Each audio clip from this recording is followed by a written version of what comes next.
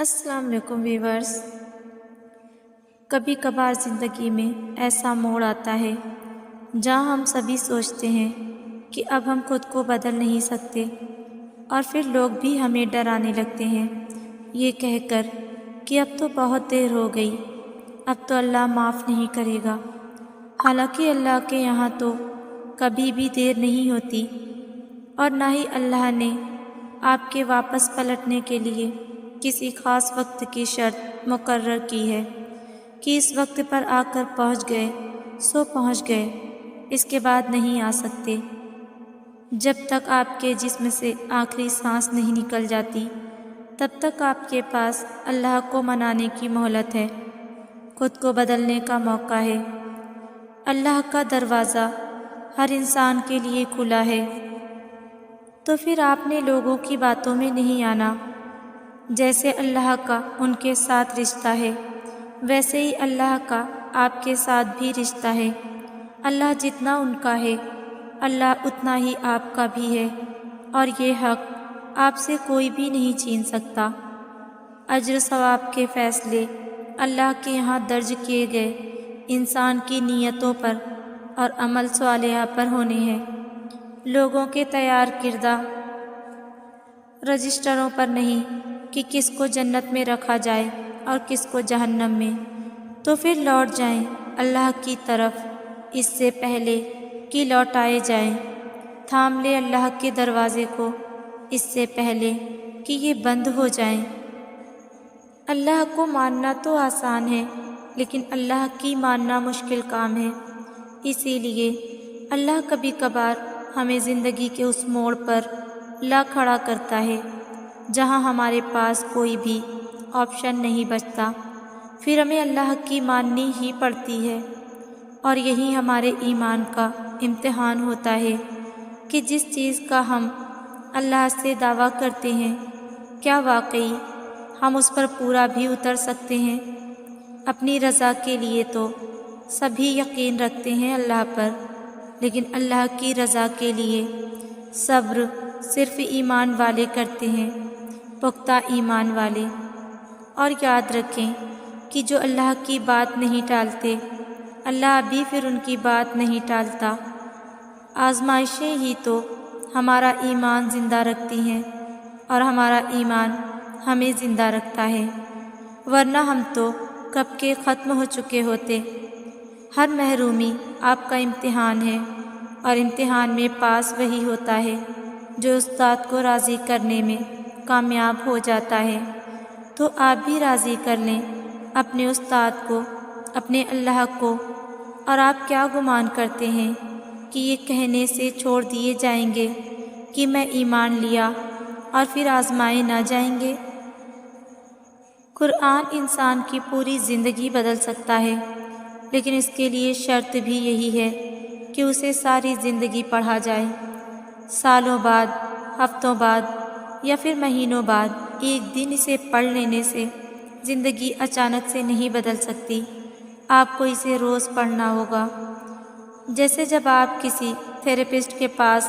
Therapy کے لیے جاتے ہیں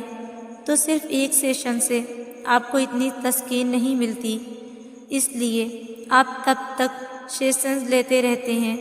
جب تک آپ کو سارے جوابات نہیں مل جاتے۔ جب ایک انسان آپ کو مطمئن کر سکتا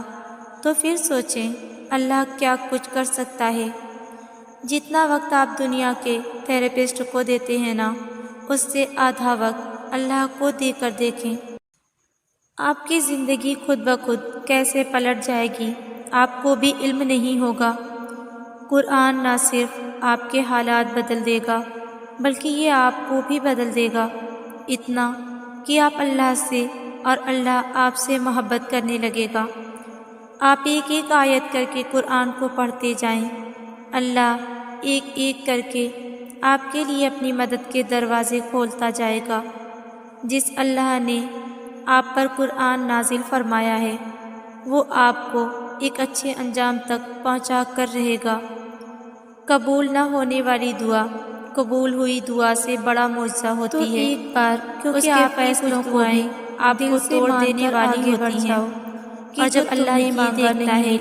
کہ آپ کی زیادہ وہ تمہیں دینا چاہتا ہے، تو اللہ آپ کو ہو سکتا ہے توڑ دینے والی گلاب کے بچا لیتا ہے، روتے ہو ان دعاؤں کے لیے گلاب کی خوشبو سے بہتر ہوتی ہے، پورا باغ دینا چاہتا اور یہ سزا نہیں ہے، وہ پاک ذات کہ اللہ کو آپ سے 70 محبت ہے،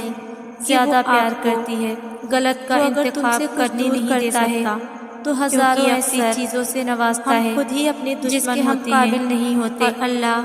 ہمیں ہم سے ہی بچا لیتا ہے، ہماری سوچ میں بھی کبھی نہیں سما سکتا، کسی چیز کو آپ برا سمجھو تو یہ سوچا کرو اور وہ آپ کے لیے دعا پر ابھی تک، اور کسی چیز کو آپ اچھا سمجھو جس پر ابھی آپ کے کوئی اشارہ نہیں دیا، آپ نہیں جانتے کبھی نہیں دے گا، لیکن اللہ جانتا ہے، یقین رکھو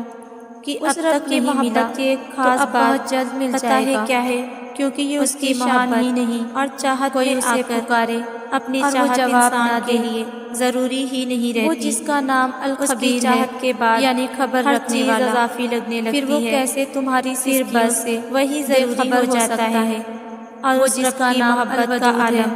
یعنی محبت کرنے والا، جب انسان مکمل پھر وہ کیسے تمہاری محبت ہو جاتا ہے لاج نہیں رکھے گا، تب وہ ہمیں ہماری ہی چاہت جس کا نام عطا کر دیتا ہے، یعنی کام بنانے والا، اللہ خود پر کوئی احسان نہیں رکھتا، کیسے تمہاری کہانی اگر آپ نے اس کے ادھورا رہنے دے کوئی چیز چھوڑی ہے، وہ جس کا نام ہی المتین ہے یعنی طاقت والا، پھر وہ کیسے تمہیں کمزور رہنے دے سکتا ہے، اللہ کو دلچسپی نہیں ہے، وہ اس کی تقدیر اپنی مرضی سے بناتا ہے، اسے کیا ملنا ہے اور کیا نہیں دیتے، اس کا فیصلہ وہ خود کرتا ہے، وہ جو چیز آپ کو ملنا ہے آپ اس کی خواہش کریں یا نہ کریں جانتے وہ آپ ہی کی ہے، تمہاری حفاظت وہ کسی دوسرے کے پاس نہیں جائے گی، مگر جو چیز آپ کو نہیں ملنا ہے جیسے حضرت کسی کے پاس بھی چلی جائے گی، طوفان مگر آپ کے پاس نہیں آئے گی، جیت لایا تھا، انسان کا مسئلہ ہے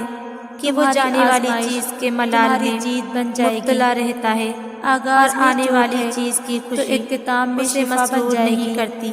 وہ تمہیں ایسے نوازے گا، بڑی ہی بابرکت ہے نمازوں میں تمہارے جس نے اپنے بندے والے آنسو حق و باطل کا فیصلہ کرنے والی یہ کتاب رہ جائیں گے یعنی قرآن نازل کیا، جب جب تمہیں کوئی دنیا جہان کے لوگوں کو لگنے لگے خبردار کر سکے اور نا امید ہونے لگے، یہ قرآن اس زبردست ہستی کی طرف سے تو نازل کیا گیا ہے جو تمہیں ناممکن لگ رہا ہے، بادشاہت کا تنہا مالک ہے،